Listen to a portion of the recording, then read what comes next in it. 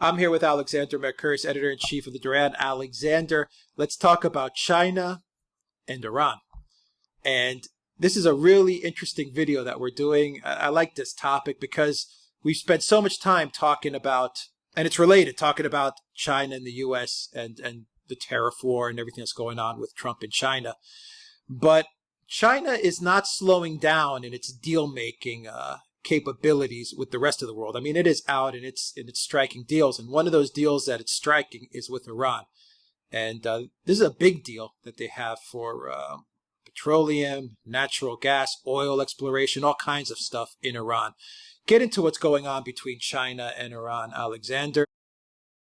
Yeah, I mean, this is an absolutely huge deal in which China is now apparently, China is going to move heavily into the Iranian oil and gas industry and is going to develop it on an enormous scale. And it's also going to send, apparently, 2,000 security personnel, Chinese security personnel, to guard these Chinese installations in Iran. Now, bear in mind that Iran is in confrontation with Israel and the United States and Saudi Arabia. So, the presence of Chinese technicians guarded by Chinese security people is in itself, at this time, a major signal. And all of this apparently is being backed by huge projects to build links to Iran, transport and communications links between China and Iran, and with Iran being increasingly perceived by China as an important supplier of energy to China. Now, what is really interesting about all of this is that it's all happening, obviously, at a time when the United States has been ramping up sanctions against Iran and has been threatening other countries with secondary sanctions if they actually continue to trade with Iran. And the United States has been specifically targeting Iranian energy exports. And this is exactly the field where the Chinese are now investing very heavily, or intending to invest very heavily. And it's happening also at the same time as the Chinese are apparently increasing. They are increasing currently their imports of oil from Iran. So the United States is trying to blockade Iran, trying to stop Iranian oil exports, and the Chinese are currently increasing their imports of the oil from Iran in defiance of that blockade. Now, that tells me two things. Firstly, the Chinese and the Iranians have agreed that this trade that's going to happen is going to operate outside the dollar. It has to, because obviously Iran is being sanctioned. But the other thing that this also says is that as well as moving out of the dollar and establishing this connection with Iran, which is going to be operating outside the dollar, China is prepared to defy the United States on this. Now, I suspect that a year ago, before the trade war between China and the United States, the Chinese would have been much more cautious about going ahead with this kind of project with a country like Iran, which is being so heavily sanctioned. The fact that they are pressing ahead with it, and indeed going so big for it, suggests to me that with the trade war, the Chinese feel that they really don't have much to lose any longer with the United States. So here we see how the United States, using tariffs, using sanctions to try to get its way on the kind of extraordinary scale that it's doing at the moment, is actually starting to lose leverage and influence. Because countries like China, which formerly traded with the United States on a very free basis, are now saying, well, since we are now tariffed, we might as well trade with Iran, because what more realistically can the US do to us? And at the same time, we're going to do it outside the dollar, thereby reducing further the US dollar's role in the international energy market. So it shows how overuse of sanctions and overuse of tariffs is now starting to work against the United States. Yeah, let's not forget the U.S. has also sanctioned Russia very heavily. And Absolutely. Geopolitically, Iran is now pretty much solidified two members of the UN Security Council on their side. Yes. They've solidified that relationship. So now they have China and Russia, I would say, voting on their behalf if something does come up at the UN Security Council. So that's a pretty significant win on a geopolitical level.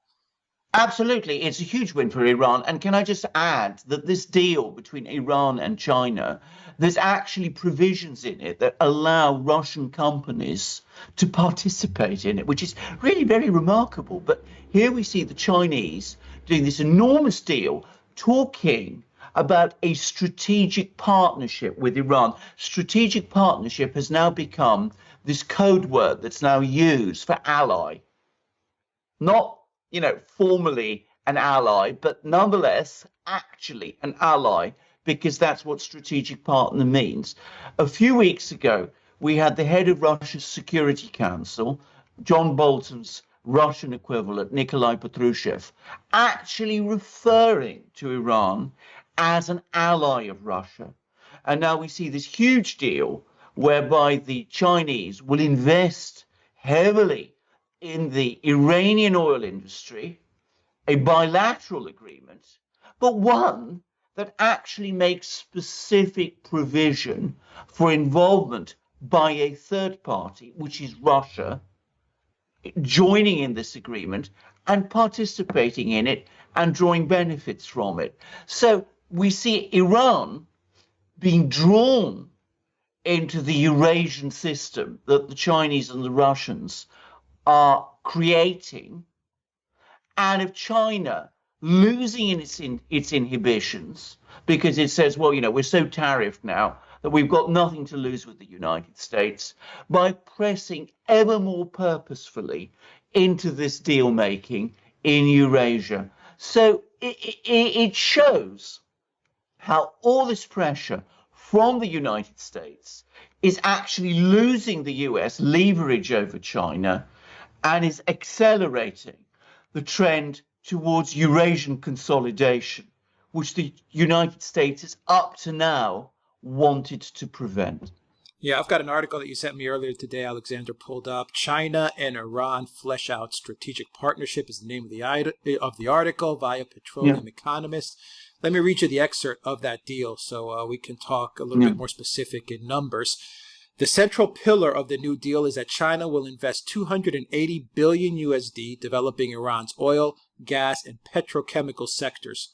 This amount may be front-loaded into the first 5-year period of the deal, but the understanding is that further amounts will be available in every subsequent 5-year period, subject to both parties' agreement. There will be another 120 billion USD investment in upgrading Iran's transport and manufacturing infrastructure, which again can be front-loaded into the first 5-year period and added to in each subsequent period should both parties agree. So that is a little more detail as to a pretty massive deal that these two countries are putting together. I mean, we're talking about $400 billion of investment by China in Iran's economy. Just to understand the scale of this, I mean, these are huge figures, but Iran's GDP in 2017 was $440 billion. So the Chinese are investing in Iran as much as Iran's total GDP is currently worth. That's the scale that we're talking about. And finally, Alexander, we have a UN General Assembly meeting, I believe 25th of September. There is news, there are reports out there that the Trump White House has asked for a meeting on the sidelines with Rouhani What do Yeah. you make of that? Well, I think that this is an excellent sign if it is so. I think that the Israelis and the Saudis will be horrified when they hear about it. But it's probably a sign too that Donald Trump, who, let's be clear about this, he does get this information. He reads the newspapers, he gets reports, must now realize that this confrontation with Iran that he was maneuvered into by Bolton and Pompeo and by various others is actually now working against the interests of the United States, because instead of strangling the Iranian economy as he hoped, and instead of engineering regime change in Iran as he also hoped, it's simply anchoring Iran ever more tightly in the Eurasian embrace of China and of Russia. And this, I think, is causing him to rethink. I would add that there are also reports circulating that John Bolton, who is the architect of the United States' incredibly aggressive anti-Iran policy, is now increasingly being marginalized and sidelined and isn't being invited to discussions with the president on national security issues, even though he is, of course, Donald Trump's national security advisor. The word that's going out is that this is because he is opposing Donald Trump's attempts to end the war in Afghanistan. But I wouldn't be surprised if it's also connected to these moves relating to Iran. Also, good news. I think that Trump won't get rid of Bolton until after the election, but I think he's definitely sidelined him. He'll keep him quiet. Finally, Alexander, do you think that Iran would ever have a meeting with the Trump White House without having any kind of sanctions removed or a promise that sanctions will get removed? I mean, do you think it's a legitimate ask by Trump to have a meeting before any movement on sanctions is made? I think that the Iranians will think about this very hard. I mean, when Zarif, the Iranian foreign minister, came to New York, there was apparently some attempts to set up a dialogue with him by the US, and he spurned it. And so the US responded by sanctioning him. But I think also that the Iranians will be looking at what happened with Kim Jong-un of North Korea, who had various meetings with Donald Trump, which Kim Jong-un seems to have thought would lead to at least some sort of sanctions relief. And in fact, nothing has happened. But against that, I think that the Iranians will want to balance that by the fact that countries like China and Russia are probably not going to be entirely happy if they see the Iranians taking a very intransigent and hard line. The Iranians, I should say, are extremely skillful diplomats and negotiators. They should not be underestimated in this regard. And Rouhani himself, the president of Iran, is known to be an extremely astute diplomat, as well as other things. So I would guess myself that some sort of informal meeting on the sidelines may happen, although it will only happen if Iran's supreme leader, Ayatollah Khamenei, approves it. Did you mention that Russia and China would prefer Iran to meet with the U.S.? Yes, I think so. Is that what you were referring? I think so. They would advise Iran to take a meeting? Yes. I think they would advise Iran to take a meeting because as far as they're concerned, though obviously it's in their interests to draw Iran ever closer into the embrace of the Eurasian institutions that China and Russia are creating.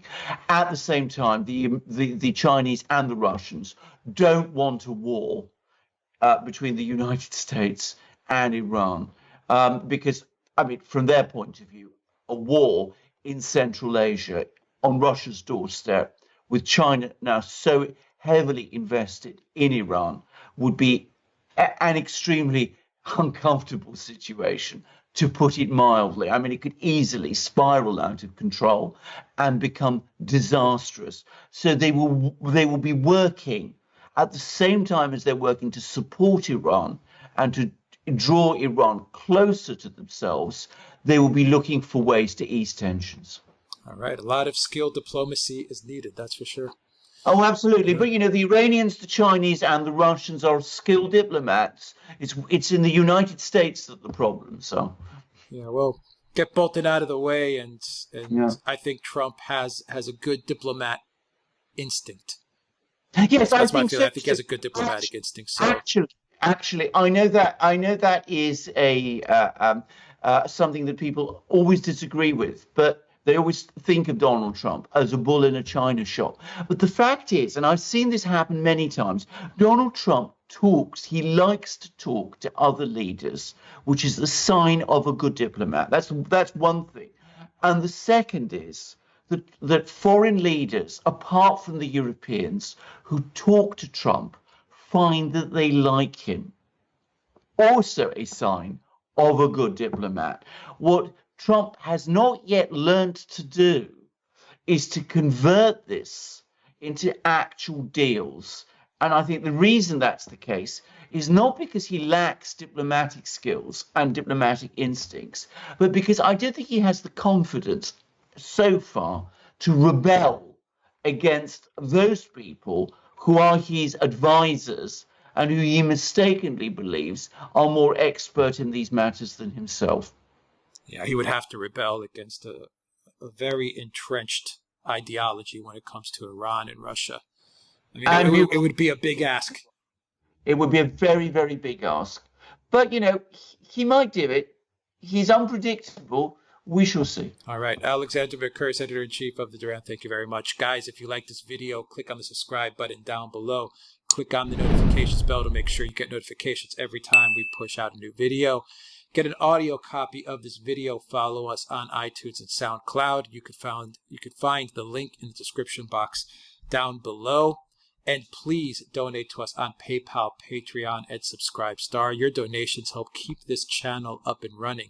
And another thing that helps keep this channel up and running is when you go to the Duran shop and you pick up some great Duran merchandise. T-shirts, polos, magic mugs, our famous magic mugs.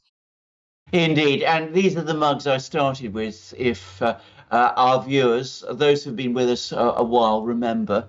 Because perhaps they're my first mugs, I feel particularly fond towards them. This is our own mug.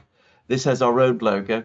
This is the Duran double-headed eagle, points to the east and the west. And note, our entire discussion on this program has been about two countries that most Western people would say were Eastern, like Iran and China. But we look both to the east and the west.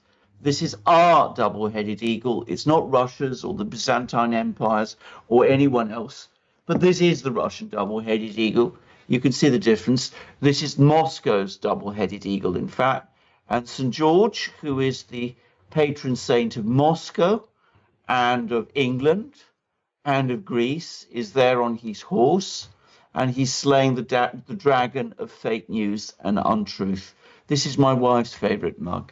And she drinks hot chocolate from it. I drink tea.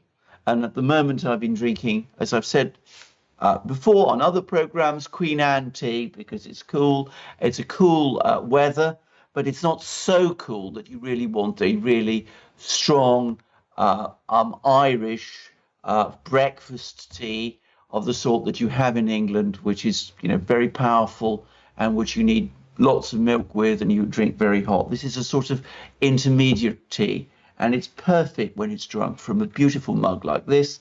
And as I was telling Alex, it's the kind of tea that the royal family drinks, and it was actually designed for them. It's named after one of Queen Elizabeth's ancestors, Queen Anne. It was conceived in 1907, 100 years after Queen Anne's reign. 200 years, I should say, after Queen Anne's reign. But we don't just have mugs on our shop, we also have shirts like the one I'm wearing, which is this beautiful cotton shirt, all 100% cotton, long sleeved, perfect for a day like this. We have shirts that are good for all sorts of weathers. We have t-shirts, we have polo neck shirts. We also have, as well as shirts, we have hoodies, we have stickers, we have hats. I know Alex is in the process of refreshing our shop with new merchandise, so we're going to have wonderful things, and we are always extremely careful to source them from the best suppliers, so they are really very high quality, as our customers are all saying when they buy them. I say that also because we're now getting some imitators who are selling some very inferior quality merchandise, which are very bad copies of the things that we are making. So help yourself. Go to our shop, buy our merchandise, read our books. You've got three great books there, two on Russiagate, one on Brexit. Help the Duran, help yourself. Alex will tell you how to do it. You will find a link to the Duran shop in the description box down below. Alexander Mercouris, Editor-in-Chief of the Duran. Thank you very much. Until next time, everybody, take care.